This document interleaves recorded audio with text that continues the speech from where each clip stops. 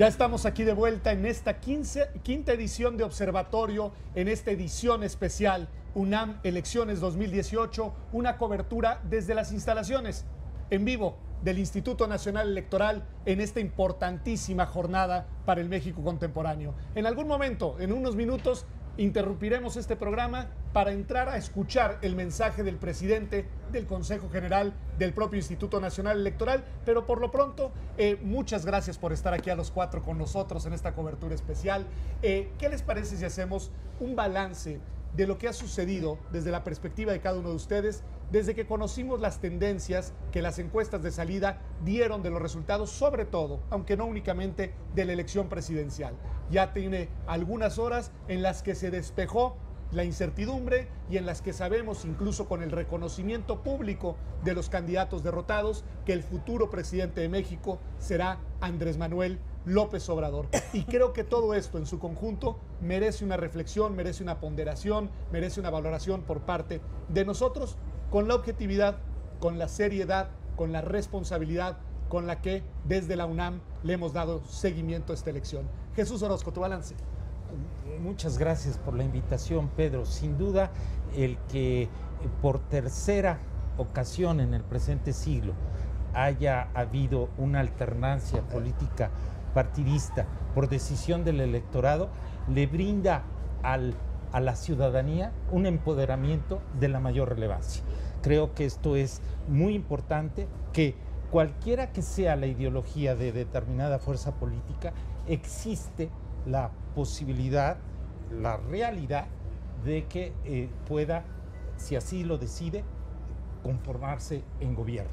Y el segundo aspecto, vinculado con lo anterior, en que la institucionalidad electoral, esto es, el Instituto Nacional Electoral y sus antecedentes del Instituto Federal Electoral, también por 5 ocasiones también ha brindado la posibilidad y hecho realidad de que se respete la voluntad del electorado. Creo que estos son dos muy buenas noticias para nuestro país. Importantísimo. Y sobre esa venta te doy la palabra a ti, Flavia, porque eres experta precisamente en instituciones e institucionalidades electorales. Tu valoración desde esa perspectiva, y si quieres agregar algo más, por supuesto, adelante. Muchas gracias, Pedro, qué gusto estar aquí.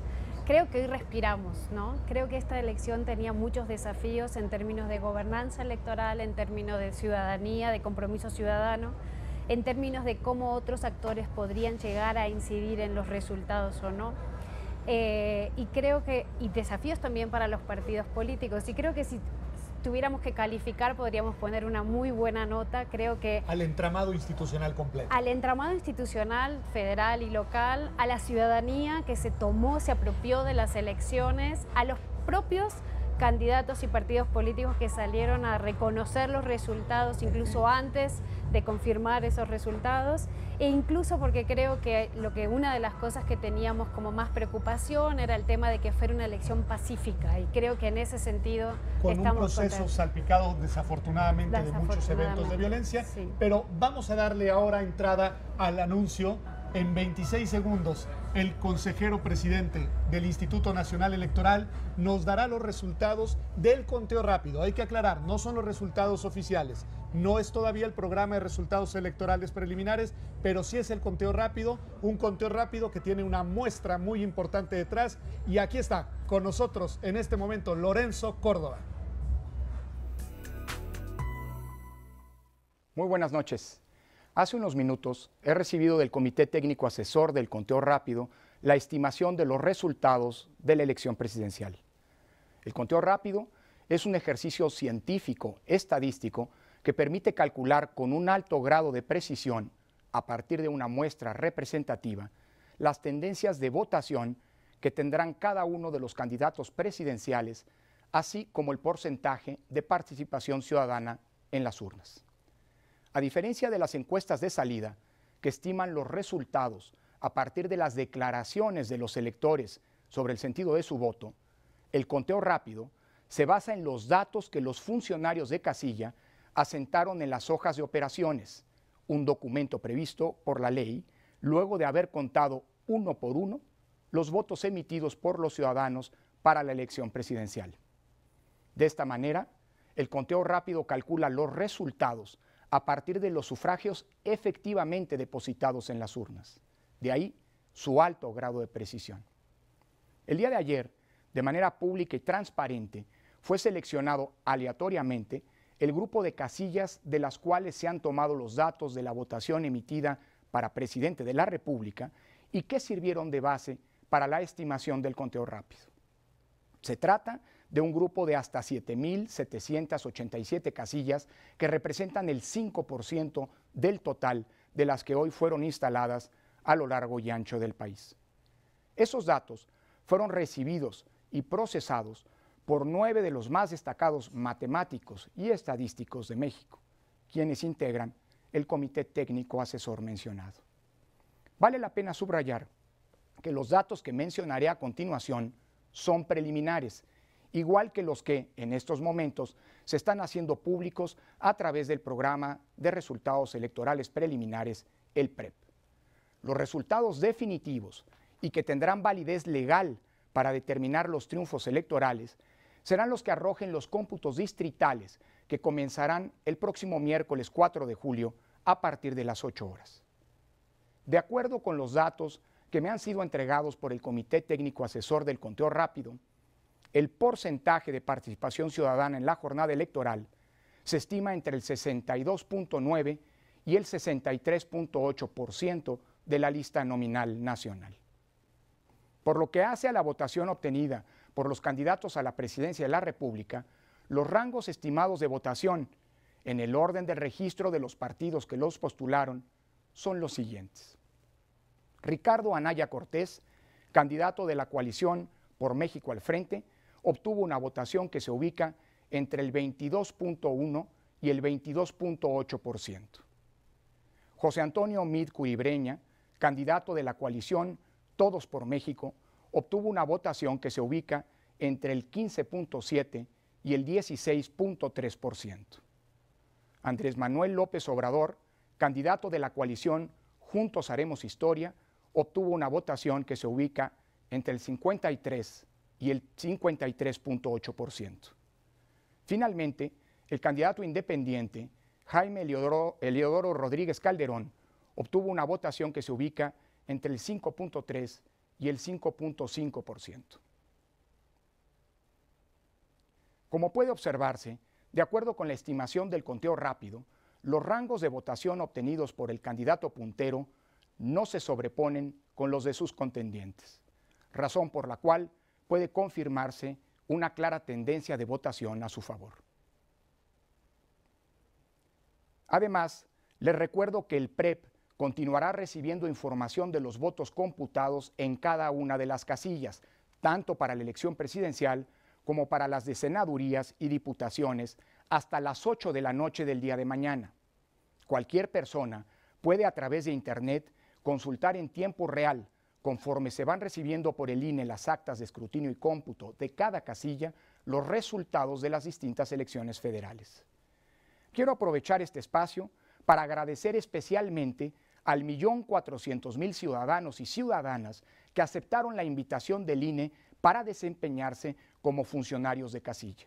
Muchos de ellos continúan contando los votos de las elecciones federales y locales que hoy se realizaron. Su compromiso fortalece nuestra democracia y debe ser un motivo de orgullo para todas y todos los mexicanos. La de hoy ha sido una jornada exitosa en donde las y los electores acudieron a votar de manera libre, masiva y en paz para elegir a quienes habrán de ocupar los espacios de representación política. Se trató de una auténtica fiesta ciudadana en la que las y los mexicanos reivindicamos nuestro compromiso con la democracia y recreamos la pluralidad y diversidad política que nos caracteriza y enriquece como sociedad. Ahora nos toca a todos estar a la altura de este ejercicio democrático, ejemplar y con apego a las reglas del juego que nos hemos dado, encarar los desafíos históricos que México enfrenta con pleno respeto a la voluntad soberana que hoy se ha expresado en las urnas. Muchas felicidades a todos, muchas felicidades a México. Gracias por su atención. Pues ya estamos aquí de vuelta, acabamos de escuchar al consejero presidente con un mensaje muy claro, muy preciso y con datos contundentes, Sebastián. Estábamos con los conteos rápidos, perdón, con las encuestas de salida, pensando en 45 y está arriba, pero vamos a ver primero al presidente de la República, que va a estar ahora entrando al aire. Disculpen estas interrupciones, pero tenemos aquí sí cadenas nacionales. Está el presidente de la República.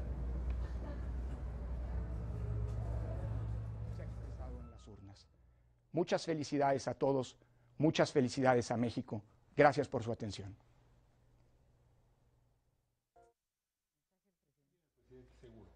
Presidencia de la República. Hoy, por medio del voto, los mexicanos hemos decidido el rumbo que habrá de seguir nuestra nación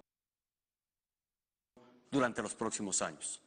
Este es el día más importante en una democracia, la fecha en la que las y los ciudadanos ejercemos con responsabilidad y libertad el derecho a elegir nuestros gobernantes. La jornada electoral que se llevó a cabo en todo el territorio nacional, la más grande de nuestra historia por el número de electores y de cargos públicos en contienda, se realizó con normalidad, equidad y una amplia participación ciudadana. Hace unos momentos, el consejero presidente del Instituto Nacional Electoral dio a conocer los resultados del conteo rápido que el Instituto realizó, conforme a lo acordado por su consejo. Con base en ese conteo, el candidato de la coalición Juntos Haremos Historia, Andrés Manuel López Obrador, obtuvo el mayor número de votos en la elección presidencial. De conformidad con lo establecido en nuestro régimen electoral, será necesario esperar a la conclusión de los cómputos distritales y, en su momento, a la declaración de validez que emite el Tribunal Electoral del Poder Judicial de la Federación. De confirmarse este resultado, Andrés Manuel López Obrador se convertirá en el presidente de la República para el periodo 2018-2024. Hace unos momentos me comuniqué con el ganador de la elección presidencial para expresarle mi felicitación y asegurarle que él y su equipo de trabajo contarán con el apoyo del Gobierno de la República para realizar una transición ordenada y eficiente. Estoy seguro de que todos los mexicanos le deseamos una gestión exitosa en beneficio de nuestro país. En su momento, el Instituto Nacional Electoral también dará a conocer los resultados de las elecciones para integrar el Congreso de la Unión. A su vez, los organismos públicos locales de cada entidad federativa informarán acerca de los resultados de las elecciones estatales y municipales. México ha decidido en democracia, en un proceso libre y plural, conducido por un órgano independiente y autónomo, como lo establece nuestra Constitución. Expreso mi reconocimiento a todas y todos los candidatos que participaron en el proceso electoral. Su esfuerzo es testimonio de una clara voluntad de contribuir al desarrollo de México y confirma la vitalidad de nuestra democracia. También reconozco la dedicación y el espíritu cívico de los millones de ciudadanas y ciudadanos que durante la jornada electoral se desempeñaron como funcionarios de casilla, representantes de partidos y observadores. Hoy como ayer, las instituciones del Estado mexicano garantizarán que se cumpla la voluntad mayoritaria de nuestra sociedad. Hago un llamado a las y los ciudadanos para que por encima de nuestras legítimas diferencias nos unamos en torno a los valores que compartimos y de las instituciones que hemos creado para trabajar juntos en el bienestar de nuestro país. La nación nos necesita a todos. Pues ya estamos de vuelta aquí en Observatorio, hemos escuchado al presidente de la República, también él reconoce la validez de los resultados, de las tendencias que ha anunciado el Instituto Nacional Electoral, felicita y nos dice que ha llamado telefónicamente para felicitar al candidato ganador y le desea, como creo que todos debemos hacerlo, suerte al próximo gobierno, suerte a nuestro país y una gestión exitosa. Sebastián, tu opinión, ahora sí, tu valoración de lo que hemos visto hasta este momento. Primero, buenas noches y gracias por la invitación, un gusto estar con ustedes. Un resultado histórico por donde se le vea, ¿no? Por el hecho de que gana un candidato con más del 50% de los votos, lo que nunca había ocurrido en México, gana un candidato que había competido 3 veces y por digamos, tercera ocasión lo logra triunfar. También es un resultado histórico porque tanto el candidato del PRI como el PAN obtienen sus peores resultados, al menos desde el 2000, ¿no? Tienen los porcentajes más bajos de votación hasta este momento. Y también creo que lo que estamos viendo y no acabamos de dimensionar todavía es un cambio en el sistema de partidos en su conjunto, ¿no? Estamos entrando en una etapa novedosa para todos y que va a haber incertidumbre respecto a cómo se van a comportar los diferentes actores, sobre todo partidistas. También inédita en el sentido que los candidatos perdedores reconocieron antes que la autoridad electoral el resultado, lo cual en este país es inédito, ¿no? Entonces, por muchos frentes me parece novedosa, histórica y muy interesante. Marie Claire, tu valoración también, y también, digamos, en general, pero este elemento que advierte Sebastián me parece muy importante.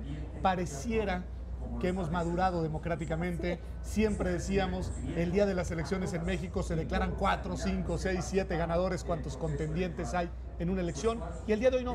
El día de hoy, antes incluso de que estuviera el anuncio oficial por parte de la autoridad electoral, reconocen, felicitan y desean éxito al nuevo presidente de la República. No, pues absolutamente.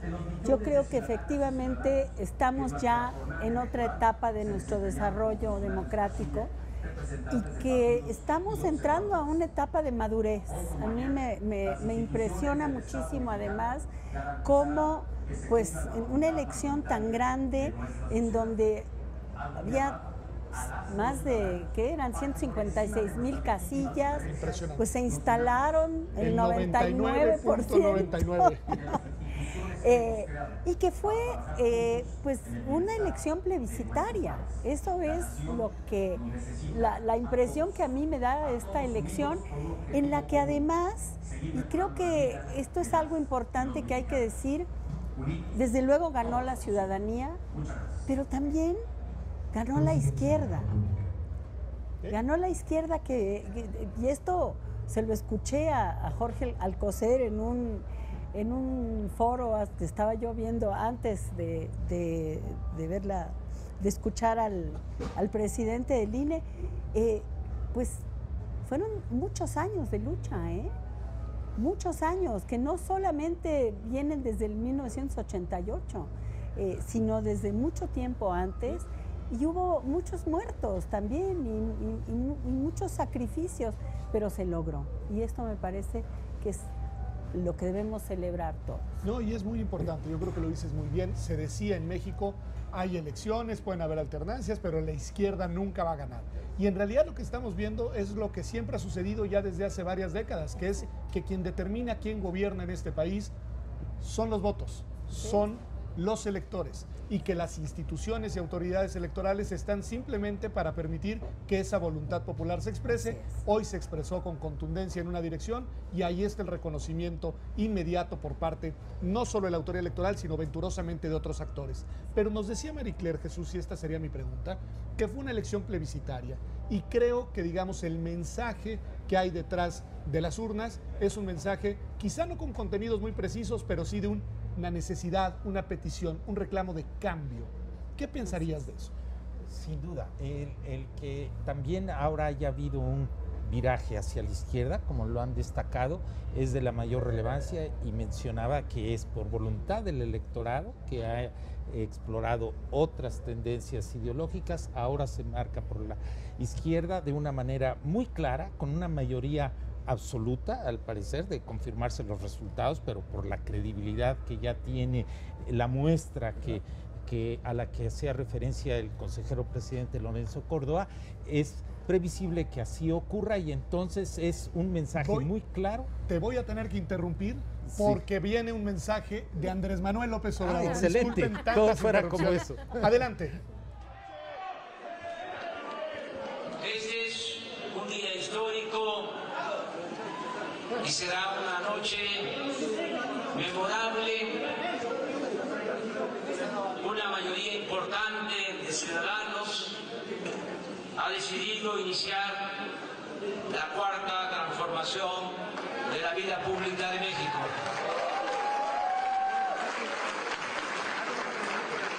Agradezco a todos los que votaron por nosotros y nos han dado su confianza para encabezar este proceso de cambio verdadero. Baja la cámara.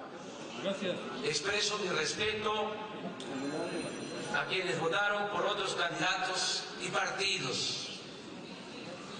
Lo mismo manifiesto para los 3 candidatos a la presidencia de la República de las distintas organizaciones que el día de hoy han reconocido nuestro triunfo, nuestra victoria. Llamo a todos los mexicanos a la reconciliación y a poner por encima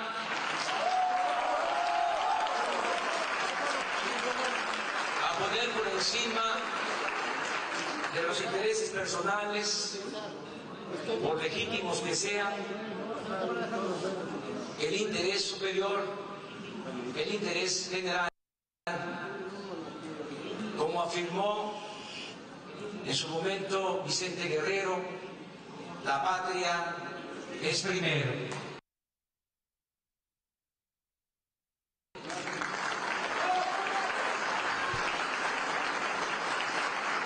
El nuevo proyecto de nación buscará establecer una auténtica democracia. No apostamos a construir una dictadura abierta ni encubierta. Los cambios serán profundos, pero se darán con apego al orden legal establecido. Habrá libertad empresarial, libertad de expresión, de asociación y de creencias. Se garantizarán todas las libertades individuales y sociales, así como los derechos ciudadanos y políticos consagrados en nuestra Constitución. En materia económica, se respetará la autonomía del Banco de México. El nuevo gobierno mantendrá disciplina financiera y fiscal. Se reconocerán los compromisos contraídos con empresas y bancos nacionales y extranjeros. Los contratos del sector energético suscritos con particulares serán revisados para prevenir actos de corrupción o ilegalidad.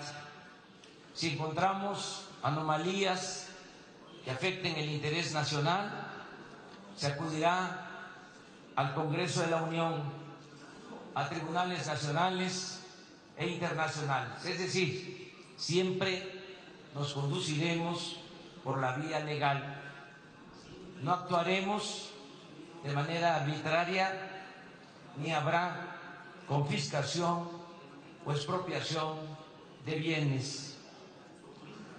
La transformación que llevaremos a cabo consistirá básicamente en desterrar la corrupción de nuestro país. No tendremos problema en lograr este propósito, porque el pueblo de México es heredero de grandes civilizaciones y por ello es inteligente, honrado y trabajador.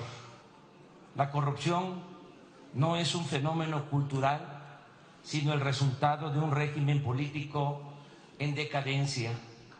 Estamos absolutamente seguros de que este mal es la causa principal de la desigualdad social y de la desigualdad económica, y también por la corrupción se desató la violencia en nuestro país. En consecuencia, erradicar la corrupción y la impunidad será la misión principal del nuevo gobierno. Bajo ninguna circunstancia el próximo presidente de la República permitirá la corrupción ni la impunidad. Sobre aviso no hay engaño. Sea quien sea, será castigado. Incluyo a compañeros de lucha, a funcionarios, a los amigos y a los familiares. Un buen juez por la casa empieza. Todo lo ahorrado por el combate a la corrupción y por abolir los privilegios se destinará a impulsar el desarrollo del país. No habrá necesidad de aumentar impuestos en términos reales, ni de endeudar al país. Tampoco habrá gasolinazos.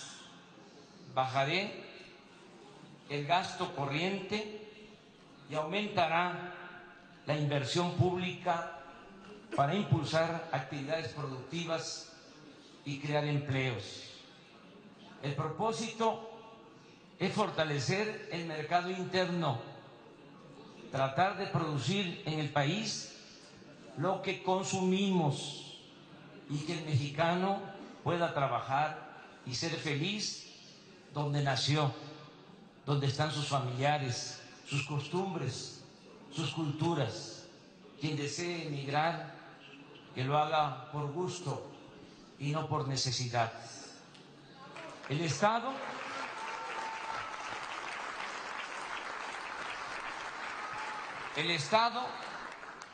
dejará de ser un comité al servicio de una minoría y representará a todos los mexicanos, a ricos y pobres, a pobladores del campo y de la ciudad, a migrantes, a creyentes y no creyentes, a seres humanos de todas las corrientes de pensamiento y de todas las preferencias sexuales. Escucharemos a todos, atenderemos a todos, respetaremos a todos, pero daremos preferencia a los más humildes y a los olvidados. En especial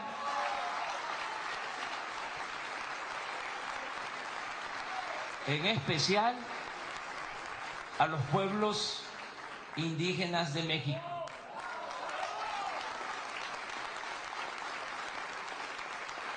Reitero una frase que sintetiza mi pensamiento: por el bien de todos, primero los pobres.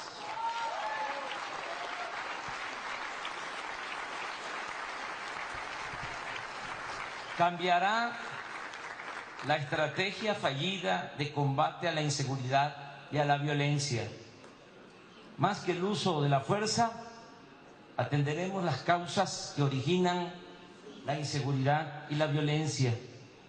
Estoy convencido de que la forma más eficaz y más humana de enfrentar estos males exige necesariamente del combate a la desigualdad y a la pobreza. La paz y la tranquilidad son frutos de la justicia. A partir de mañana convocaré a representantes de derechos humanos, a líderes religiosos, a la ONU y a otros organismos nacionales e internacionales para reunirnos las veces que sean necesarias y elaborar el plan de reconciliación y paz para México que aplicaremos desde el inicio del próximo gobierno. Me reuniré todos los días, una vez que asuma el cargo de presidente, desde muy temprano, desde las 6 de la mañana, con los miembros del Gabinete de Seguridad Pública. Es decir, habrá mando único, coordinación, perseverancia y profesionalismo. Seremos amigos de todos los pueblos y de todos los gobiernos del mundo. En política exterior se volverán a aplicar los principios de no intervención, de autodeterminación de los pueblos y de solución pacífica de las controversias. Y como decía el presidente Juárez, nada por la fuerza, todo por la razón y el derecho. Con el gobierno de Estados Unidos buscaremos una relación de amistad y de cooperación para el desarrollo, siempre fincada en el respeto mutuo y en la defensa de nuestros paisanos migrantes que viven y trabajan honradamente en ese país. Amigas y amigos, agradezco las muestras de solidaridad que he recibido de dirigentes y de organizaciones sociales, políticas y religiosas de los distintos países del mundo. Ya hemos contestado las primeras llamadas de felicitación de jefes de Estado y de gobierno de algunos países. A todos, nuestro sincero agradecimiento y respeto. Debo reconocer el comportamiento respetuoso del presidente Enrique Peña Nieto en este proceso electoral. Muy diferente, porque me consta, al trato que nos dieron los pasados titulares del Poder Ejecutivo.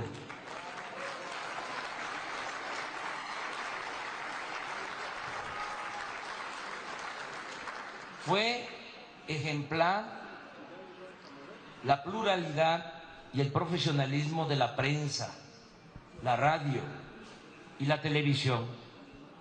Los medios de información no fueron, como en otras ocasiones, correas de transmisión para la guerra sucia. También mi gratitud a las benditas redes sociales.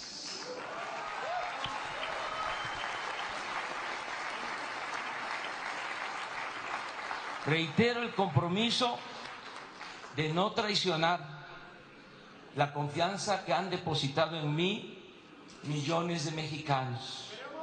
Voy a gobernar con rectitud y justicia. No les fallaré.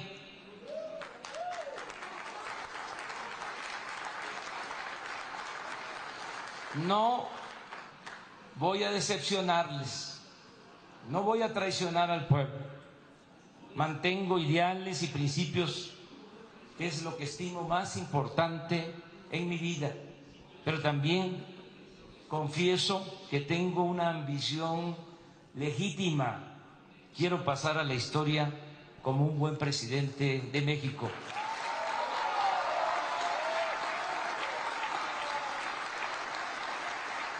Deseo, anhelo con toda mi alma poner en alto la grandeza de nuestra patria, ayudar a construir una sociedad mejor y conseguir la dicha y la felicidad de todos los mexicanos. Muchas gracias de todo corazón. ¡Que viva México! ¡Viva México! ¡Viva México!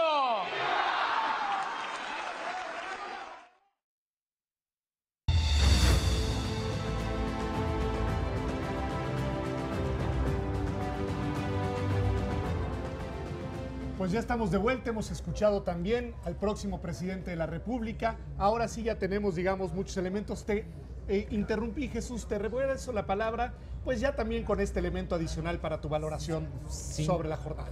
Gracias. Sin duda, muy alentadoras las palabras del candidato ganador, próximo presidente de la República, Andrés Manuel López Obrador. Este llamado a la reconciliación nacional es fundamental. Su reiterado compromiso con el Estado de Derecho y con los derechos humanos y las libertades que establece nuestro orden jurídico es de la mayor importancia.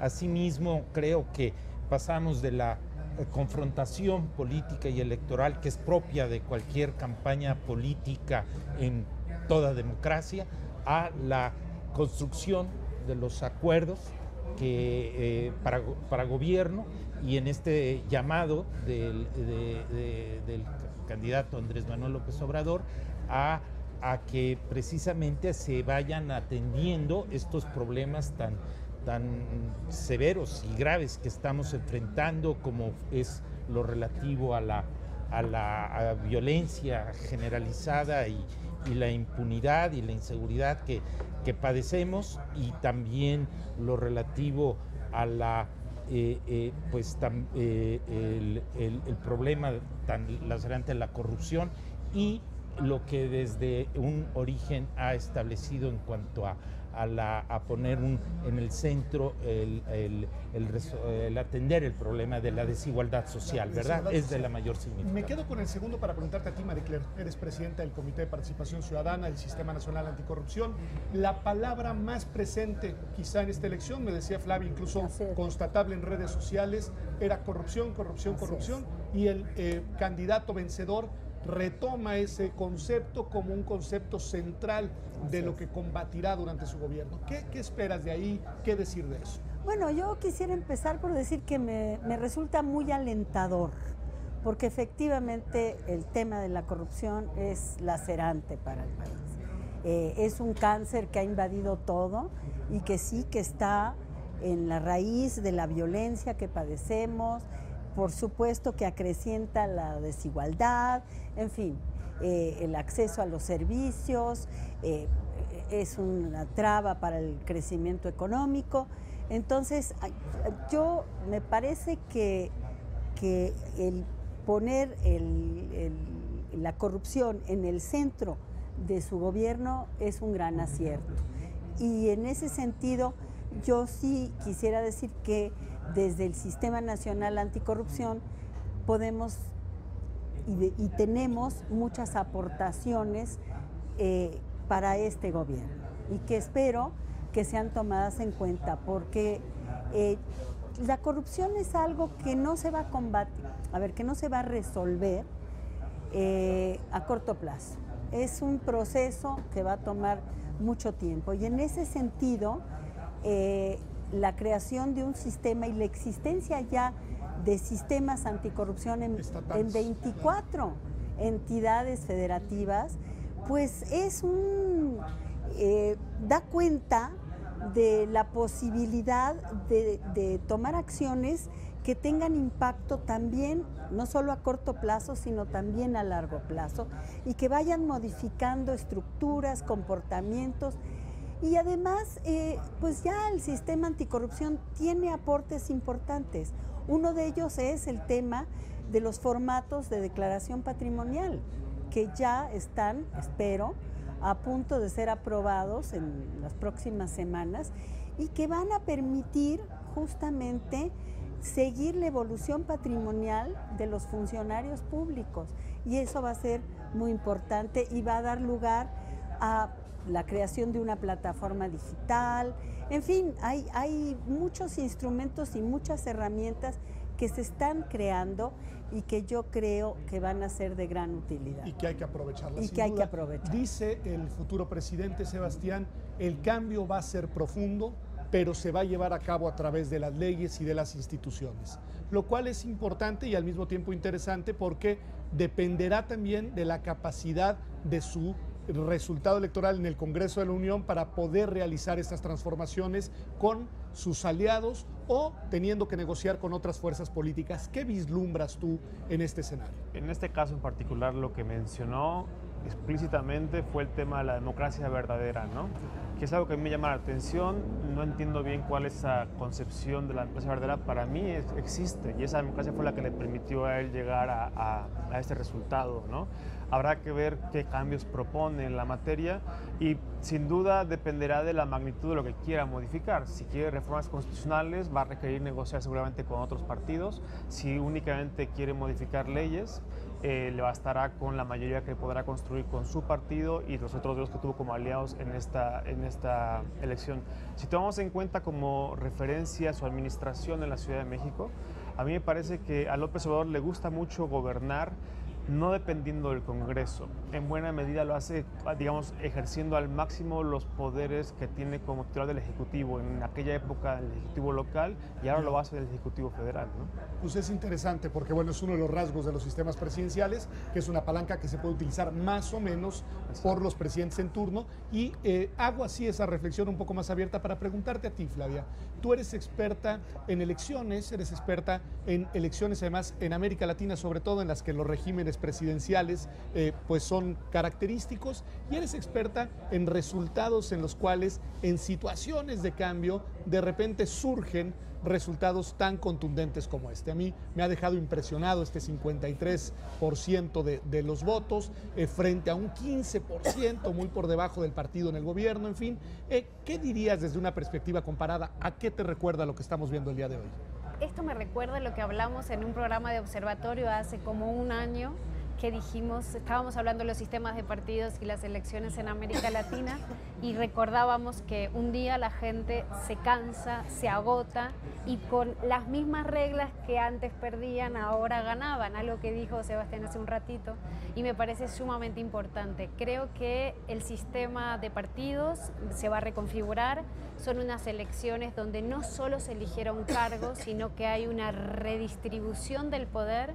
Hay un cambio de élites, no quiere decir que sean nuevas élites, son élites que estaban en la oposición en términos federal y ahora reconfiguran, y creo que es la expresión del hartazgo de la ciudadanía respecto a la ausencia de resultados, respecto a la desigualdad, respecto a la corrupción y a la impunidad y respecto a la violencia. Lo vimos algo parecido en otros sistemas de partidos que colapsaron. Este todavía está como en el inicio del recambio, hay que ver qué pasa. Hay un mandato de legitimidad muy fuerte, y aquí te recuerdas que más del 30% del electorado era un electorado joven, y yo he preguntado mucho a la gente qué significaba para ellos. Parece que los jóvenes y los indecisos dieron el repunte sorprendente. La cara de ilusión de ellos. Y ahí creo que estas elecciones suponían una alta expectativa de cambio, y lo que yo espero es que esas expectativas sean compensadas, porque lo que hemos visto en América Latina es que no siempre esas expectativas fueron compensadas en la medida de lo que había sido, ¿no? Han sido compensadas por lo pronto por el resultado, es decir, yo creo que todas esas personas que ansiaban un cambio, e incluso aquellas que dudaban que se pudiera verificar por la vía institucional, pues hoy han tenido, digamos, satisfacción a sus pretensiones, pero ahora hace falta la satisfacción a las expectativas de cambio de gobierno, por supuesto. Igual yo rescato, no sé qué piensan ustedes, del mensaje presidencial. Es un mensaje raro, es un mensaje esperado. El contenido es de una persona que gobierna en una situación de incertidumbre. Hoy nos preguntábamos, ¿y qué significa si gana Andrés Manuel López Obrador? Y creo que el contenido del mensaje es un mensaje muy claro a los otros, ¿no? De reconciliación, de respeto a derechos humanos, pero también de moderación, y un mensaje respecto a los que estaban temerosos sobre qué era lo que significaba el triunfo de López Obrador, más allá de que fuera de la izquierda o no, ¿no?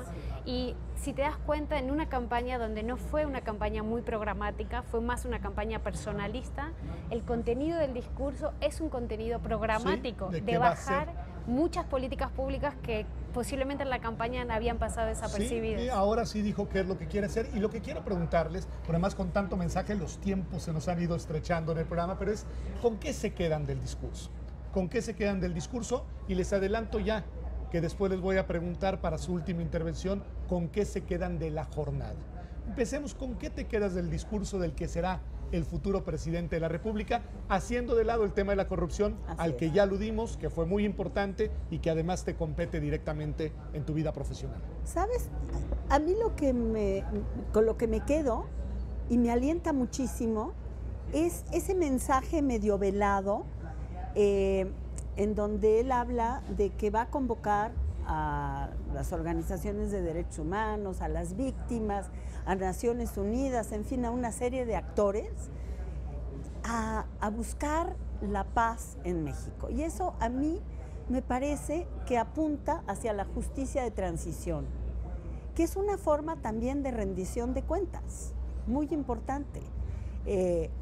Y yo me quedo con eso porque creo que va a ir en esa dirección. No, y porque es importante por lo que hemos vivido en el país, no solamente en la elección, todas las elecciones son ríspidas, todas las elecciones son vivimos tensas. una guerra todas las en este exacto, país. tenemos un problema de descomposición social Así terrible, es. tenemos niveles de violencia inadmisibles, Así tenemos una es. crisis de derechos humanos Así que es. no se ha querido enfrentar con cabalidad Así y con es. la seriedad con la que merece ser enfrentada, y en ese sentido, pensar en que este no es un momento ordinario me parece que es un gesto de responsabilidad, porque es calibrar el tamaño y la magnitud de los problemas que hoy afectan a nuestro país. Así Sebastián, es. ¿con qué te quedas? Dos cosas. Primero, vi a López Obrador que no veía desde el 2006 o quizás un poco antes. Este político que ya no está en campaña, que está con, digamos, que tiene enfrente una responsabilidad institucional enorme, ¿no? Una posición mucho más moderada, institucional, de estadista. También lo vi cansado. La otra cosa que noté en este discurso, lo vi con un tono un poco lento, cansado. No sé si es por la hora, no sé si es porque está tratando de enfatizar justamente su cambio en la posición y también la conciliación a la que llamó en varios momentos en el discurso, ¿no? No, yo creo que, a ver, también lo del cansancio hay que concedérselos ahora sí que a los 4 y a todas las demás personas que han hecho campaña. Ha de ser agotador. Han estado, él particularmente, o sea, viajando por todo el país, haciendo una campaña de tierra muy importante, y en ese sentido me imagino que estarán agotados, pero lo interesante es que él dice, empezaré desde mañana a trabajar. Es decir, que el cansancio no se lo va a curar con reposo. Así que bueno, ahí veremos qué es lo que hace. Jesús, ¿con qué te quedas tú? Sin duda, ese mensaje de invitación y convocatoria a la reconciliación, pero con pleno respeto al Estado de Derecho y a los derechos humanos. Yo quisiera también destacar esta conciencia del contexto en que infortunadamente nos encontramos en materia de derechos humanos. Creo que relacionándolo con el aspecto electoral, lo relativo al número de personas que han sido, o sea, de los homicidios que se han cometido de actores políticos, más de 130, sí.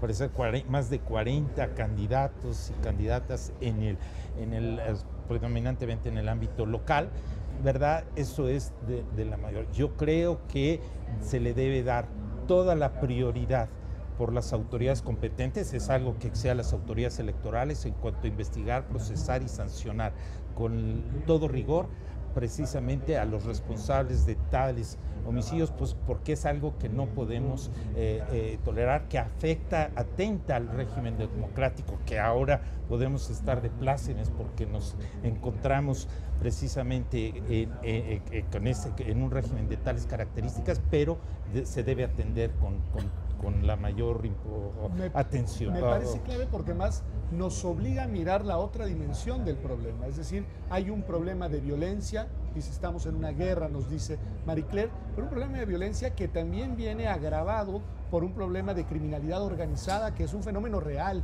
que ese tampoco nadie se lo ha inventado, que no se le ha combatido de la manera correcta, y la prueba de ello son los resultados que tenemos, pero que hay que saber enfrentar, y que ese hay que saberlo enfrentar como un problema no solo social, sino como un problema jurídico y criminal que requiere una atención como de parte del Estado a través de políticas públicas, ¿no?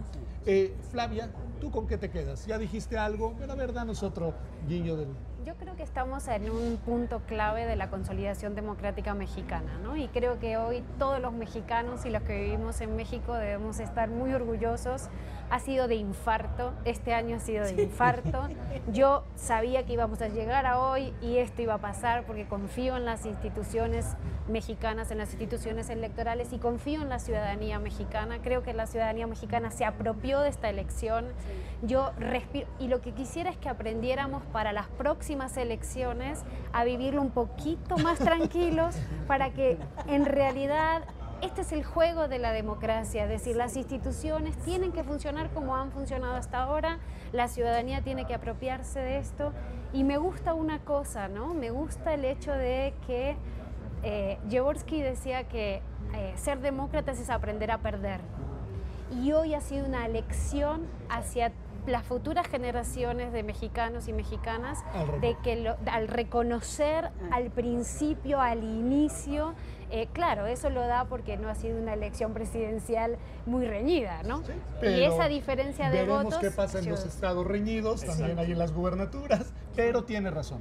Y creo que sí es una elección importante y habla bien y honra tanto al candidato José Antonio Meade como al candidato Anaya y, por supuesto, hay que decirlo, como lo dijo Andrés Manuel López Obrador, al presidente de la República. Sí, ¿no? claro. Un reconocimiento. Y creo que la moderación del discurso, ¿no? Yo creo que fue un mensaje a los que están como preocupados sobre qué significa el triunfo de la izquierda, por un lado, en un país que ha tenido dificultades para eso. Y con un deslinde, además, de otros estilos de gobierno de izquierda que son precisamente con los que se asociaría mentalmente su gestión, ¿no? Eso no quiere decir que no haya un montón de incertidumbre sobre qué va a pasar en la práctica, ¿no? Y tampoco quiere decir que no vaya a ser un gobierno y que a los gobiernos hay que mirarlos de cerquita desde el primer día. La ciudadanía, eso es lo que nos toca, más allá de acompañar aquello que queramos acompañar.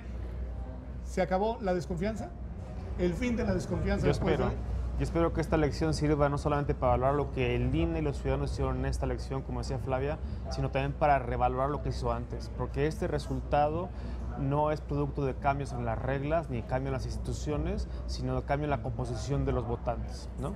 Entonces, se explica lo que se ha logrado con esta magnitud porque la gente quiso que así fuera, como en el pasado quisieron que fueran otros candidatos, ¿no? Y es momento de empezar a confiar otra vez en las instituciones de nuestro país. Y de saber que la confiabilidad de las instituciones no puede depender del resultado de las urnas, ¿no? El resultado de las urnas lo metemos los ciudadanos y lo que hace la autoridad electoral es simplemente contabilizar. Siempre ayuda a que todas las opciones políticas tengan la posibilidad y concreten un triunfo. Y en esta ocasión ocurrió, ¿no? La izquierda, después de muchos intentos, lo consiguió. No, a ver, el mejor resultado para la autoridad electoral es este. Gana la oposición por mucho y además de izquierda, que nunca había sucedido, ¿no? Sin duda.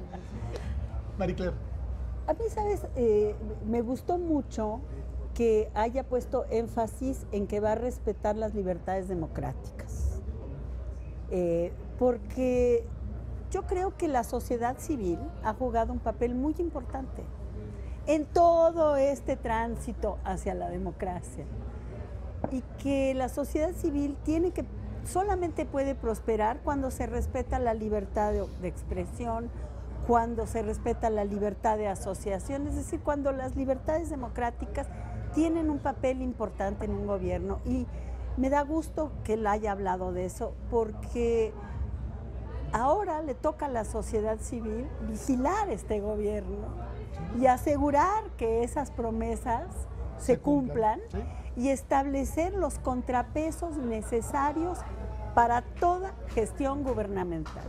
Hay algo interesante, te doy la palabra, Jesús, se nos está acabando el tiempo, pero nada más lo señalo, algo interesante de ánimo y de orientación vocacional cuando dice yo quiero pasar a la historia como un buen presidente de México. Es decir, ahí está dando señales de que en principio está colocando lo más importante como prioridad, es decir, ¿no? Y que está mirando además esto como un paso histórico y no como una cuestión coyuntural y no como una cuestión de ejercicio de poder, nada más de gestión. Creo que eso vale la pena. Jesús. Sin duda la madurez política que ha mostrado tanto el candidato ganador como también quienes no, o los que no obtuvieron el triunfo, es muy alentadora, y que esto también en determinado momento la convocatoria a la reconciliación y a la posibilidad de atender los problemas y los desafíos que tiene la sociedad mexicana y de una manera constructiva, ¿verdad? Establecer los acuerdos de gobierno entre mayorías, minorías. Tenemos presente de que la mayoría tiene el derecho a gobernar, pero para que estemos en un auténtico régimen democrático, también se deben respetar los derechos de las minorías a participar en el gobierno, y esto estimo que es muy alentador por el espíritu que se advierte, que ya existe también en nuestro país en muchos ámbitos locales, pero que el hecho de que también ahora ocurra en el ámbito federal es de la mayor relevancia. Totalmente de acuerdo. Subrayo un último punto agradeciéndoles mucho, Flavia. Sé porque además es un tema que te interesa. Marie Claire, toda la vida has luchado por eso. Nosotros estamos en coincidencia de la importancia de decir que va a respetar las diversidades. Y mencionó las diversidades de creencias, que no es menor porque ahí había un tema, y después las diversidades sexuales expresamente, que también es otro tema y que también es uno de esos temas que tienen que ver con una agenda de gobierno en la dimensión cultural, pero no solo simbólica, en políticas públicas que permitan a esas diversidades y también a las étnicas, a las minorías indígenas, tener plena carta de identidad y tener seguridad y garantía en sus derechos. Creo que pues con eso nos podemos quedar. Solo nos hace falta una cosa, que mañana México le gane a Brasil. Ojalá se pueda. Muchas gracias en verdad por haber estado acá. Muchas gracias a usted por habernos acompañado a lo largo de esta extensa, iba a decir larga, pero extensa jornada electoral y de cobertura especial por parte de TV UNAM. Para mí ha sido un honor estar aquí en estas 5 ediciones de Observatorio a lo largo de la jornada, acompañándole usted, siguiendo esta elección histórica y deseándole a nuestro país el futuro que se merece. Nos vemos próximamente ya en la programación ordinaria en TV UNAM, como todas las semanas, los martes y los domingos en Observatorio. Hasta la próxima.